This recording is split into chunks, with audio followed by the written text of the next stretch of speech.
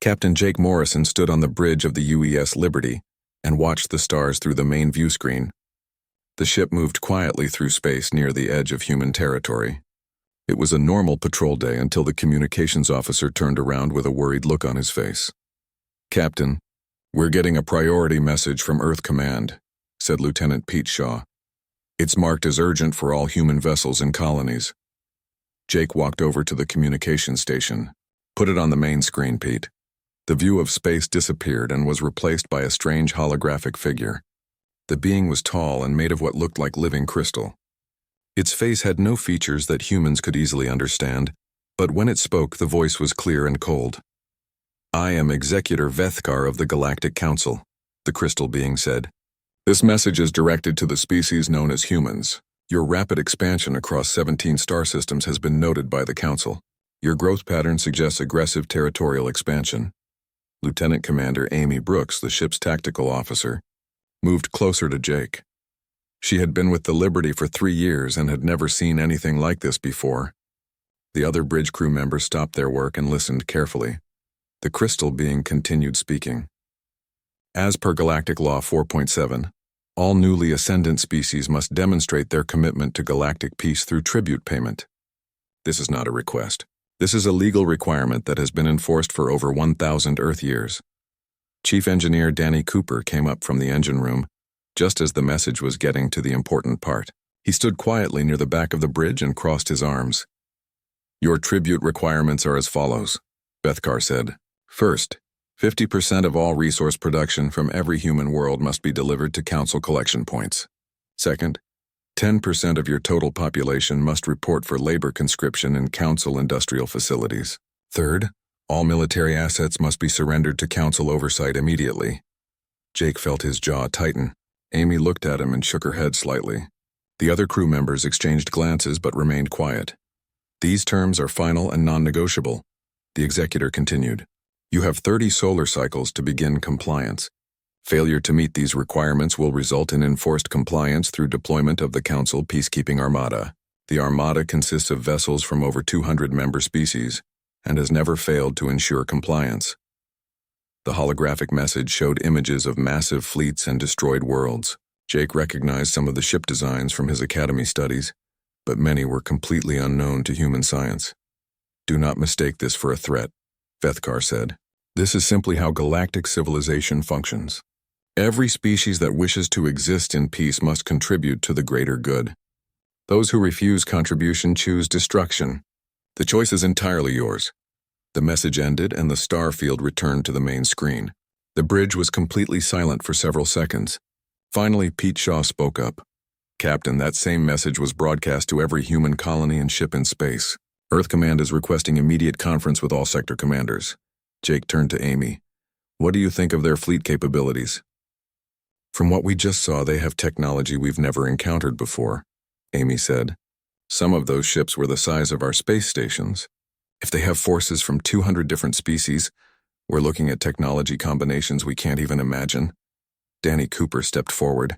"Captain, I've been monitoring subspace communications. The message went out to 17 different human systems simultaneously. That means they have communication technology that's decades ahead of ours." Jake nodded slowly. "Pete, get me a secure channel to Earth Command. Priority Alpha." "Working on it now, sir," Pete replied. His fingers moved quickly over the communication controls.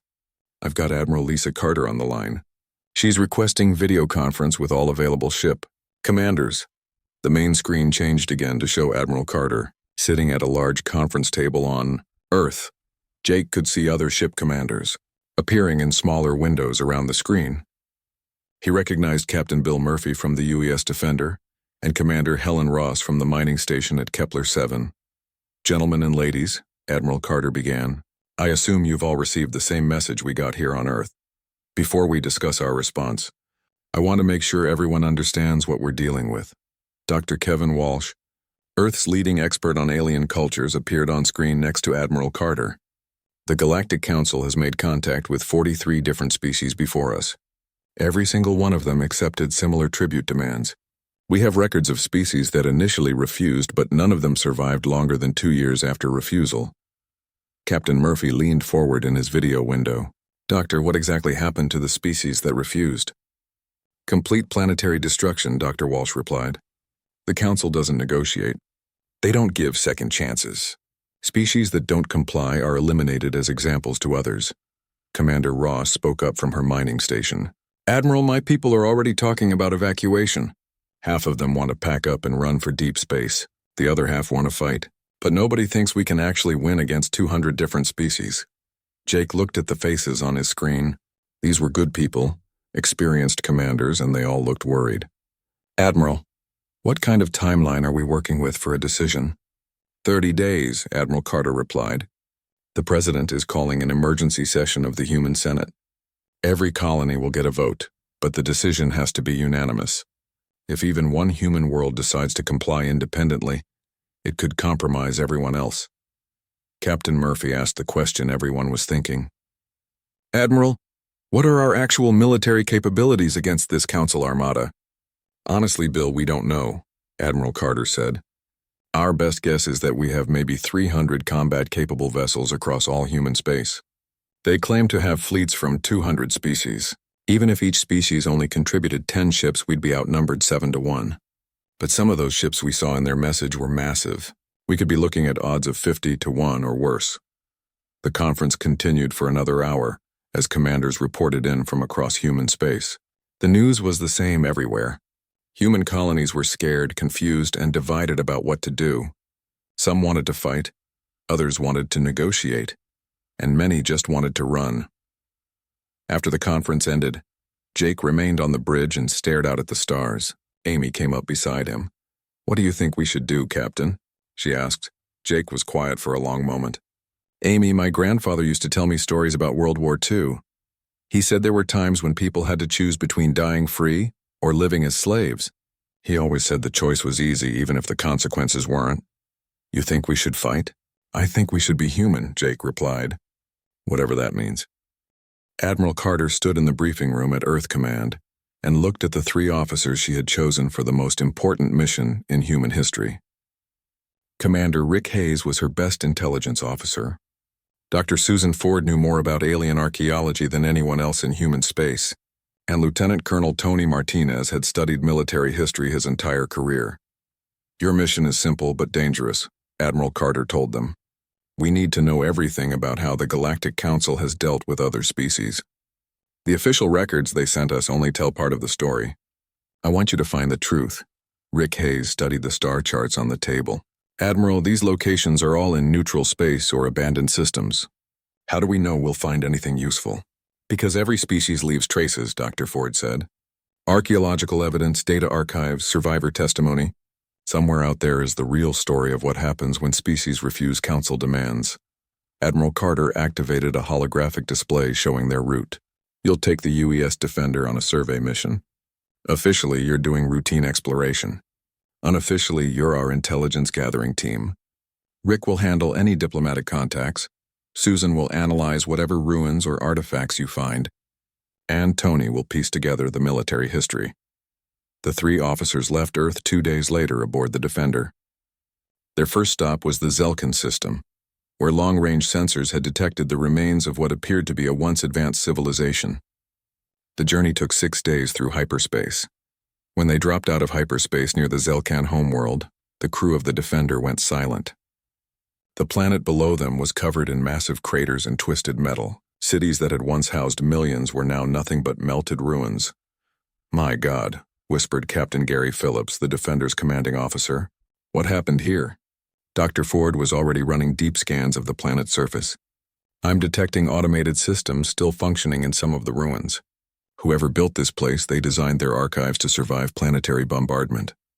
Rick Hayes coordinated the landing party while Tony Martinez analyzed the tactical data from orbit. The destruction pattern was unlike anything in human military experience. Entire continents had been systematically destroyed with precision that spoke of overwhelming technological superiority. The landing party found the Zelkin archives buried 3 kilometers underground in a facility that had been built to withstand anything short of planetary destruction. The automated systems were still running after what the computer logs indicated was 600 years of abandonment. Dr. Ford connected her translation equipment to the archive systems. The Zelkan language was complex, but their computers had been designed to communicate with other species. Slowly, the story of the Zelkans began to emerge. They were a warrior culture, Susan reported over the comm system. Strong, proud, with advanced military technology. When the Council made their tribute demands, the Zelkan High Command rejected them immediately. Tony Martinez studied the military records that Susan was translating. According to this, the Zelkans had a fleet of over 800 warships. They were confident they could defend themselves against any threat. The Council's response had been swift and devastating. Within 3 months of the Zelkan refusal, a massive armada had arrived in their system. The battle had lasted only 18 hours. Every Zelkan ship was destroyed, every city was leveled, and the entire population of 4 billion was eliminated. The worst part, Rick said as he reviewed the final logs, is that most of the ships that attacked them belonged to species that had once been independent. The Council forces included vessels from the Mantex, the Jakari, and dozens of other races that had been conquered previously. Dr. Ford discovered something even more disturbing in the deeper archives. The Council doesn't just destroy resistant species. They force the survivors from conquered worlds to serve in their fleets. Every species that submits has to provide ships and crews for future conquest missions. Their next stop was the water world of Aquanus, where intelligence reports suggested there might be survivors from the Jakari species.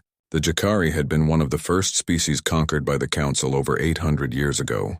If any of them were still alive and free-thinking, they might have valuable information. The Defender found Aquanus hidden in an asteroid field at the edge of the system. The planet was mostly ocean with a few small islands. Long-range scans detected a small settlement on the largest island, but no signs of advanced technology. Captain Phillips kept the Defender in orbit, while Rick Hayes took a shuttle down to the planet's surface.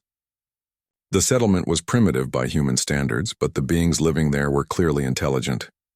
They had blue-green skin and large eyes adapted for underwater vision. The eldest of the Jakari, who called himself Jektar, agreed to speak with Rick through a translation device that Dr. Ford had programmed with basic Jakari language patterns from the Zelkan archives. "Your people are young but dangerous," Jektar said. His voice was like water flowing over rocks. "The Council fears what you might become if left alone. They always eliminate the potential threats first." Rick learned that the Jakari had once controlled over 30 star systems and had technology that could travel between galaxies. When the Council first appeared in their space, the Jakari had tried to negotiate. They offered to share their technology in exchange for peaceful coexistence. "The Council does not negotiate," Jektar explained. "They do not want partners. They want servants. When we refused to become servants, they destroyed our worlds one by one until we submitted." The old Jakari showed Rick images preserved in organic memory crystals.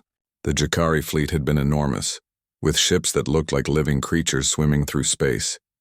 But the Council Armada had been even larger, and they had used captured Jakari technology against its creators. "Now our people serve in Council fleets," Jektar said sadly. "Our children are born in Council breeding facilities. Our ships attack worlds that refuse submission. We have become the weapon used against others like us." Tony Martinez spent hours reviewing the tactical data that Jektar provided. The pattern was always the same. The Council would make tribute demands that no proud species could accept. When the species refused, overwhelming force would be applied. Survivors would be integrated into the Council's military structure and forced to participate in future conquests. "It's brilliant and horrible at the same time," Tony explained to Rick during their return journey. "Every species they conquer makes them stronger for the next conquest. They don't just want tribute. They want to break the spirit of every independent species in the galaxy." Dr. Ford had made her own disturbing discovery while analyzing Council ship designs from the various archives. The Council doesn't have a single species of origin. They appear to be a collection of the first species that figured out this conquest system. Every ship, every piece of technology, every tactical doctrine comes from a different conquered species. Back on Earth, Admiral Carter reviewed their findings with growing alarm. The team had visited 8 different sites and interviewed survivors from 5 different species. The story was always the same. The Council offered terms that no self-respecting species could accept, then used overwhelming force to crush resistance. "The tribute demands aren't really about resources," Rick explained to the Admiral. They're about breaking spirits. 50% of production, 10% of population complete military surrender. No species can maintain its identity under those conditions. And if we refuse? Admiral Carter asked.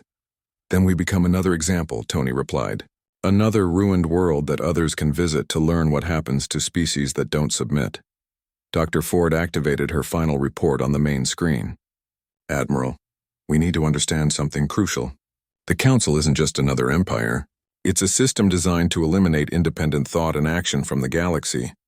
Every species that submits becomes part of the machine that destroys the next species. Admiral Carter looked at the evidence spread before her. 43 species had faced this same choice. 43 species had submitted or been destroyed. Now it was humanity's turn to decide whether they would be the 44th submission or the first species to find a third option. Thank you for this intelligence, Admiral Carter told her team. Now we know what we're really facing. The question is, what do we do with this knowledge? Rick Hayes looked out the window at Earth spinning peacefully below them. We make sure every human understands what submission really means. Then we let them decide if that's acceptable. The truth about the Galactic Council was now clear, but the path forward was darker than ever. President Helen Garcia stood at the podium in the Grand Assembly Hall on Earth and looked out at the faces of representatives from every human world in the galaxy. The emergency session of the Human Senate had been called with only 48 hours' notice, but every colony had managed to send their delegates. Some had traveled for days through hyperspace to be here for the most important vote in human history. The hall was packed with senators, admirals, governors, and observers from across human space. President Garcia could see the worry and fear in their faces, but also something else that gave her hope. She could see determination. Ladies and gentlemen, President Garcia began, we are here to decide the future of our species. The Galactic Council has given us 30 days to comply with their tribute demands. We now have 18 days remaining. The choice we make here will determine whether humanity continues to exist as a free people or becomes another servant race in the Council's empire. Senator Mike Johnson from the Jupiter Consortium was the first to speak when the floor was opened for debate. He was a tall man with gray hair who had spent 20 years in politics and believed that compromise was always possible. Madam President, I understand the emotions involved in this decision, but we must be realistic about our situation, Senator Johnson said. We are facing an enemy with technology centuries ahead of ours and fleets from 200 different species. Perhaps we can negotiate better terms. Maybe we can find a middle ground that allows us to maintain some independence. His words caused murmurs throughout the assembly. Some delegates nodded in agreement, but others shook their heads firmly. Senator Kate Williams from the Colonial Defense League stood up to respond. She was younger than Johnson, but had spent her entire career fighting for colonial independence from Earth bureaucracy. Her voice was strong and clear. Senator Johnson, with respect, the intelligence reports are clear on this point, Senator Williams said. The Council does not negotiate. They do not compromise. Every species that has tried to find middle ground has ended up as a slave race. There is no partial surrender to these people. You either submit completely or you resist completely. Governor Sarah Kim from the Mars colonies requested permission to speak. She represented over 50 million people living on humanity's first major colony world. I've been receiving reports from my people for the past week, Governor Kim said. Half of them want to evacuate to deep space. The other half are volunteering for military service. But nobody wants to live under Council rule. My people didn't leave Earth to become slaves on Mars. Admiral Bobby Chen from the Outer Rim Defense Force had traveled 3 weeks to attend the session. His colonies were the farthest from Earth and would be the hardest to defend if war came. I represent 12 different mining worlds and research stations, Admiral Chen said. My people are tough, independent, and used to handling problems on their own. Yesterday, I received a unanimous message from all 12 colonies. They would rather die fighting than live as Council servants. General Paul Davis, the head of Human Military Command, stood to present the military analysis that everyone was waiting to hear. The hall went completely quiet as he activated the holographic display. Based on our intelligence gathering and the data provided by the Council themselves, we are facing impossible odds, General Davis said. Our best estimates suggest they have at least 10,000 combat vessels of various sizes and capabilities. We have approximately 300 ships that could be considered combat-ready. The numbers appeared on the holographic display and several delegates gasped at the difference. General Davis continued with his analysis. However, our simulations suggest that we could inflict significant damage on their initial assault forces. Human military doctrine emphasizes mobility, flexibility, and unconventional tactics. We believe we could survive the first wave of attacks and possibly the second wave. Beyond that, our chances decrease rapidly. Senator Johnson interrupted with a question. General, are you saying we could actually win this war? No, Senator, I am not, General Davis replied firmly. I am saying we could make victory very expensive for the Council. Whether that changes their calculus is unknown. Dr. Frank Miller, a sociologist from Earth University, was given permission to address the assembly. He had spent years studying human behavior in crisis situations. Throughout our history, humanity has faced extinction-level threats and survived, Dr. Miller said. Ice ages, plagues, world wars, natural disasters. In every case, our survival depended not on superior technology or overwhelming numbers, but on our refusal to give up. The question before us is not whether we can win this war. The question is whether we are still human if we surrender without fighting. The debate continued for 3 days as representatives from every human world shared their thoughts and concerns. Religious leaders spoke about the moral implications of surrender versus resistance. Scientists discussed possible technological solutions. Military officers analyzed tactical options. Captain Jake Morrison had been called to Earth to serve as a military advisor to the Senate. His experiences during the first contact with the Council message made him a valuable voice in the discussions. Senators, I have served in space for 15 years, Captain Morrison said when asked to speak. I have seen what humanity can accomplish when we work together. Our colonies were built by people who refused to accept limitations. Our ships explore unknown systems because we refuse to accept boundaries. If we surrender to the Council now, we become something different. We become a species that accepts defeat without trying. The mining crews from the outer colonies had sent their own representative, a foreman named Chris Taylor, who had never been to Earth before. He was a simple man who worked with his hands and spoke in plain language that everyone could understand. I don't know much about politics or military strategy, Taylor said, but I know that my crews work in conditions that would kill most people. We do it because someone has to, and because we choose to. If the Council wants our production, they can come and try to take it. But they'll have to go through us first. Religious leaders from various faiths also addressed the assembly. Father Martinez from the Catholic colonies spoke about the moral obligation to resist tyranny. Rabbi Goldman from the Jewish settlements discussed the historical precedent of choosing death over slavery. Imam Hassan from the Muslim worlds talked about the spiritual importance of fighting for justice. As the deadline approached, President Garcia called for preliminary votes from each colony to gauge the sentiment. The results were closer than expected. Earth itself was divided, with the industrial regions favoring resistance and the academic centers preferring negotiation. Mars voted overwhelmingly for resistance. The outer colonies were unanimous in their refusal to submit. But several of the newer colonies, those with smaller populations and fewer defenses, were genuinely terrified of the consequences of resistance. Their delegates argued that survival was more important than pride. Senator Williams made the final argument for resistance on the last day of debate. We have 18 days left to make our decision. But I want everyone in this room to think about what we're really choosing between. If we submit to the Council, our children will be born into slavery. Our ships will be used to attack other species who want to be free. Our technology will be used to build weapons for our masters. Is that survival, or is that just a slower form of death? The hall was silent as delegates considered her words. President Garcia looked out at the faces of humanity's representatives and saw that the fear was still there, but it was being replaced by something else. She saw anger. She saw determination. She saw the same spirit that had driven humans to leave Earth and spread across the galaxy. The vote will be held tomorrow, President Garcia announced. Every human world must choose. The decision must be unanimous. We will stand together or fall together. That night, delegates from across human space contacted their home worlds for final instructions.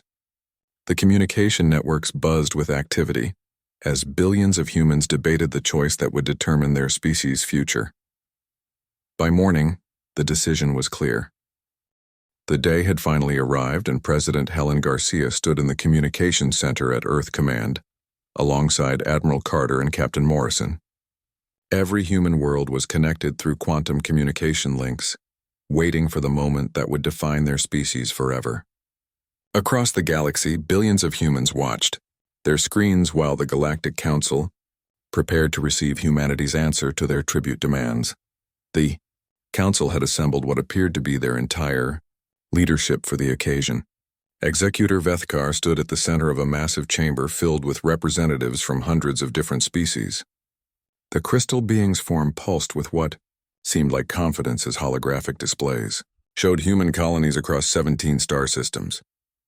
President Garcia looked at the camera that would broadcast humanity's response across the galaxy and beyond. She had spent the morning reviewing the final vote tallies from every human world. The decision had not been easy, but it had been clear. Earth, Mars, the Jupiter colonies, the mining stations, the research outposts, the agricultural worlds, the military bases, and even the newest settlements on the galactic rim had all voted the same way. Madam President, Admiral Carter said quietly, the Council communication channel is open. All human colonies are connected. The galaxy is watching, President. Garcia nodded and stepped forward to address the holographic projection system that would carry her words across space to the Council chambers and simultaneously to every human settlement in the galaxy.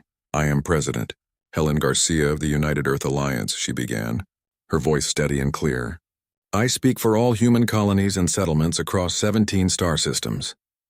We have carefully reviewed the Galactic Council's tribute demands and the terms of submission that were presented to us.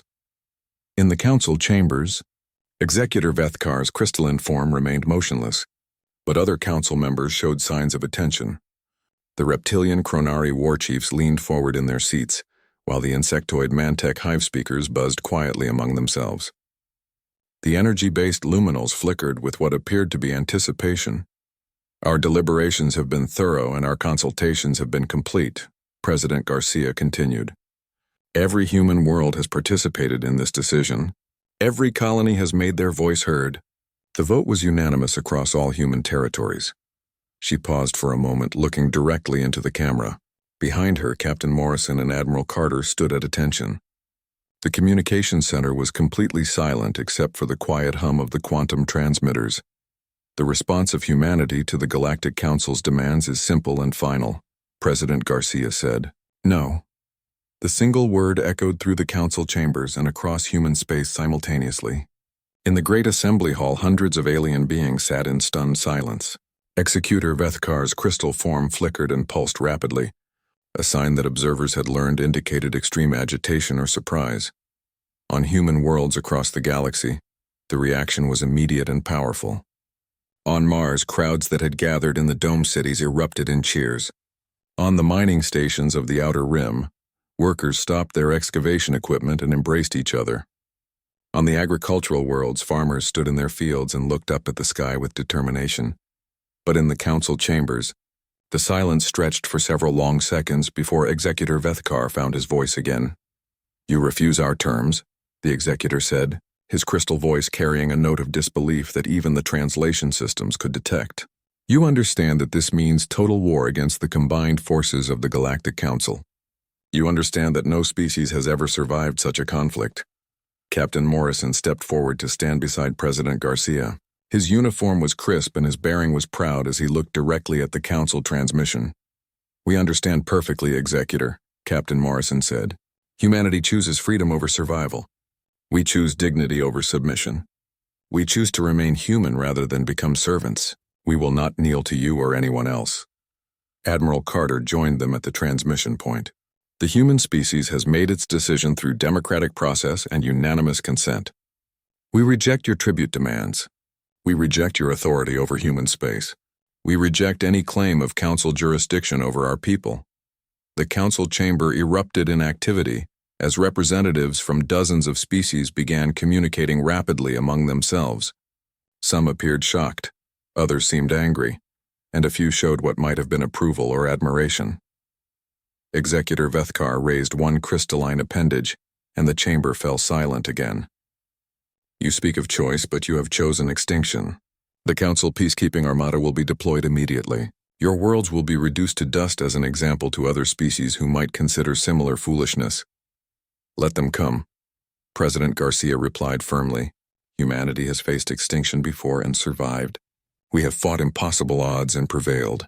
We would rather die as free beings than live as slaves in your empire. The transmission from the Council ended abruptly, leaving the communication center in silence. President Garcia turned to Admiral Carter and Captain Morrison. Well, that's done, she said quietly. No going back now. Admiral Carter activated her command console and began issuing orders to fleet commanders across human space. All vessels, this is Admiral Carter. Execute Operation Free Will immediately. All military units are to assume combat readiness. All civilian populations are to begin evacuation procedures for non-essential personnel. Captain Morrison looked at the star charts displayed on the wall screens. Admiral, how long do we have before they can mobilize their forces? Based on the intelligence reports, probably 6 to 8 weeks for their main battle fleets, Admiral Carter replied. But they might send advance forces sooner to test our defenses. President Garcia watched the activity in the command center as officers and technicians prepared for war. I want to address the people one more time before the fighting starts. They need to understand what we're really fighting for. The communication channels were opened again, this time connecting only human colonies and ships. President Garcia's image appeared on screens across 17 star systems.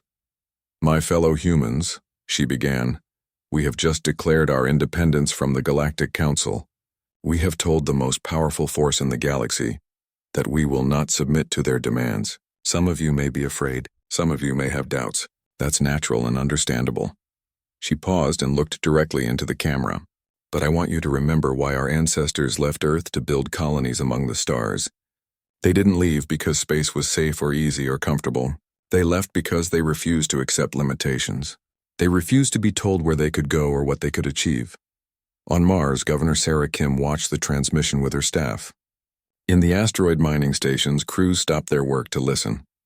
On the agricultural worlds, farming families gathered around their communication devices. Today we face the greatest challenge in human history, President Garcia continued. The Council has threatened us with total war. They have promised to destroy our worlds and eliminate our people. They believe that fear will make us surrender. Her voice grew stronger and more determined. They are wrong. Fear will not make us surrender. It will make us fight harder. It will remind us what we have to lose and why we must not lose it. Captain Morrison stepped into the transmission. The enemy has superior numbers and advanced technology. But they have something we don't have. They have slaves fighting for masters they hate. We have free people fighting for families they love. Admiral Carter joined the transmission. Every human ship, every human colony, every human settlement is now part of our defense. We will use every advantage we have. We will fight smarter, faster, and more desperately than they expect. We will make them pay for every system, every world, every ship. President Garcia concluded the address. The war is coming whether we wanted it or not. The Council gave us a choice between slavery and death, but we have chosen a third option. We have chosen to fight for life and freedom. We have chosen to remain human. The transmission ended, and across human space, people began preparing for the greatest conflict their species had ever faced. Some were afraid, but all were determined. The word had been spoken and could not be taken back. Humanity had said no to the galaxy's greatest power, and now they would learn what that choice would cost them. News of humanity's refusal spread across the galaxy faster than anyone had expected, and the reaction was unlike anything the Galactic Council had seen in over 1,000 years. On worlds that had been conquered centuries ago, beings who had never known freedom began to whisper about the species that had said no to the Council's demands. On the industrial world of Kronar Prime, the reptilian Kronari workers in the weapon manufacturing facilities stopped their production lines when they heard the news. War Chief Gektor, who had been forced to serve the Council for over 200 years, stood in his command center and felt something he had not experienced since his youth: hope. Despite the monitoring devices that the Council used to watch their conquered subjects, Gektor managed to send a coded message to Admiral Carter on Earth. The message was hidden inside routine production reports and technical specifications, but its meaning was clear to anyone who understood Kronari military tradition. Your species shows honor, the hidden message said. The Chronari remember what it was like to be free. We cannot openly rebel, but we have not forgotten how to fight. Watch for our signals when the battle begins. Similar messages began arriving from across the galaxy as other conquered species found ways to communicate with humanity. The aquatic Jakari sent information about Council fleet movements through old trade channels. The insectoid Mantex used their hive communication networks to share tactical data. Even some of the energy-based luminals found ways to pass along intelligence about Council command structures. Dr. Susan Ford, who had returned to Earth after her intelligence mission, was assigned to coordinate these communications. She worked around the clock in a secure facility beneath Earth Command, translating messages and analyzing the information that was flowing in from dozens of different species. "Admiral, you need to see this," Dr. Ford said as she burst into Admiral Carter's office with a datapad full of intercepted transmissions. "We're receiving support from species across the galaxy. It's not just moral support, but actual tactical intelligence and promises of sabotage." Admiral Carter looked at the reports with amazement. "How many species are involved?" "At least 30 that we've confirmed," Dr. Ford replied. "Maybe more that we haven't detected yet." The Council's greatest strength is becoming their greatest weakness. All these conquered species have been forced to build their fleets and serve in their military. Now those same species are working against them from the inside. The Council's response to humanity's defiance was swift and brutal. Executor Vethkar announced the mobilization of the largest peacekeeping armada in galactic history. Over 3,000 ships from 200 different worlds began converging on the edge of human space. The fleet was so massive that it could be detected by long-range sensors from dozens of star systems away. But as the armada gathered, strange things began to happen. Ships that were supposed to arrive for the fleet muster experienced mysterious mechanical failures. Supply convoys carrying ammunition and fuel got lost in hyperspace. Communication networks that should have coordinated the massive fleet suffered from inexplicable glitches and delays. On the Chronari heavy cruiser Bloodfang, War Chief Gektor received his orders to join the armada attacking human space. His ship was one of the most powerful vessels in the Council fleet, equipped with weapons that could destroy entire cities. But as the Bloodfang prepared to leave Chronari space, critical systems began failing.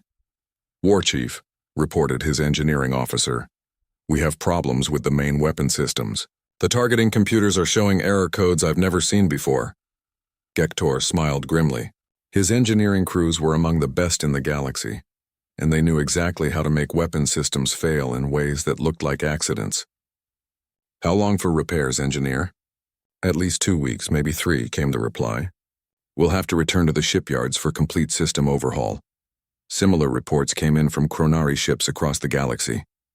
Nearly half of their contribution to the Council armada would be delayed by technical problems that somehow always seemed to affect their most powerful vessels. The Jakari had their own methods of resistance. Their ships were designed for underwater operations and could hide in the gas clouds of nebulae where other vessels could not follow. When Council supply ships passed through Jakari space, they often found their cargo holds mysteriously empty upon arrival at their destinations.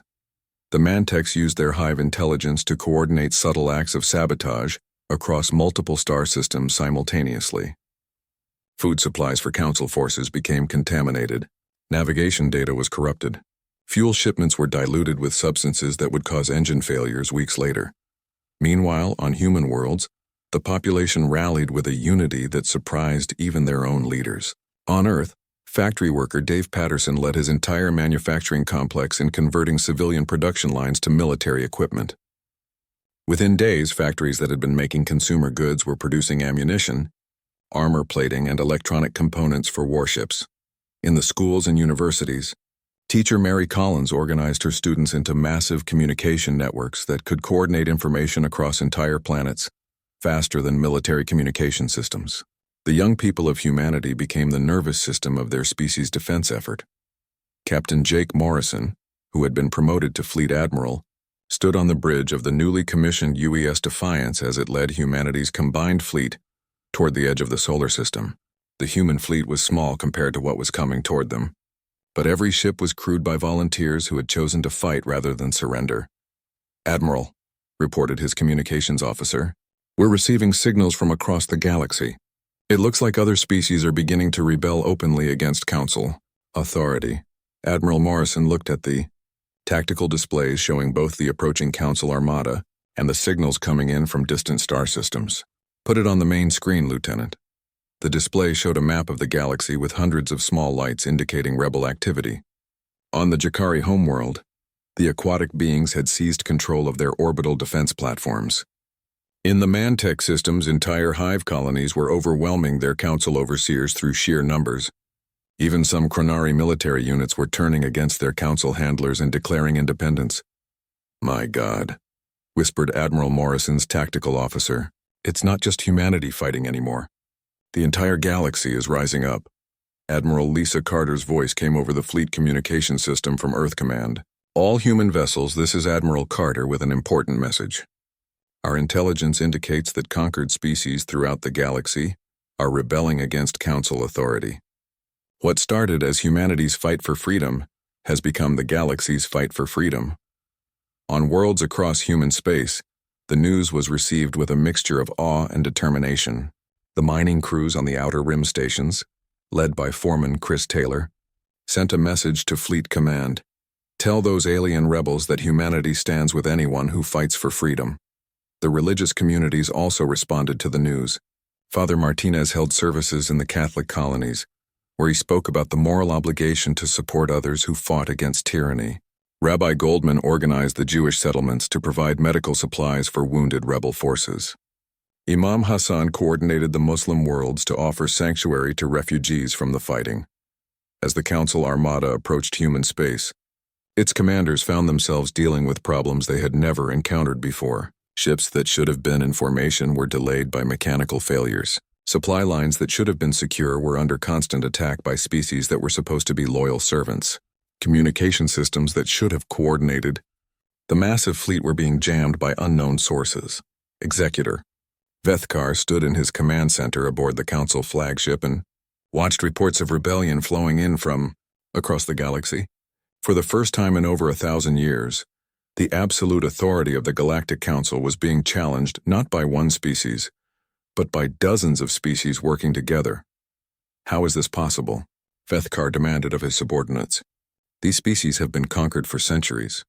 They have never shown any sign of coordinated resistance before.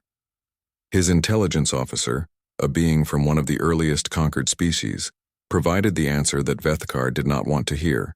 The humans gave them something we took away long ago, Executor. They gave them hope. The great war that was about to begin would not be the simple conquest that the Council had expected. Instead of one small species facing the might of the galaxy's greatest empire, it had become a galaxy-wide revolution with humanity as the spark that had ignited a fire of freedom that was spreading to every corner of known space. Admiral Morrison stood on the bridge of the Defiance and watched as the first Council ships appeared on long-range sensors. Behind him, the combined human fleet prepared for battle. But now they knew they were not alone. Across the galaxy, dozens of species were fighting for the same dream that had driven humans to the stars. The single word that humanity had spoken in defiance of the Council's demands had become a rallying cry that echoed across the galaxy. Freedom was no longer just a human dream, but a galactic